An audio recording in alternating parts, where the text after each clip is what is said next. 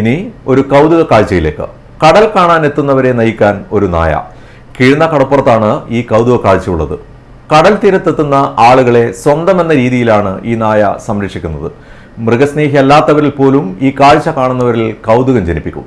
കിഴുന്ന കടൽ തീരത്തെത്തുന്നവരെ സ്വീകരിക്കാൻ ഒരു അതിഥിയുണ്ട്. എപ്പോഴെത്തിയോ എങ്ങനെയെത്തിയോ എന്നൊന്നും നിശ്ചയമില്ല. പക്ഷേ കടൽ കാഴ്ചകൾ കാണാനെത്തുന്നവർക്ക് നിർദ്ദേശങ്ങൾ നൽകാൻ ഇവൾ കൂടെ തന്നെയുണ്ടാകും. എല്ലാവരെയും സ്വന്തമെന്ന രീതിയിലാണ് കണക്കാക്കുന്നത്.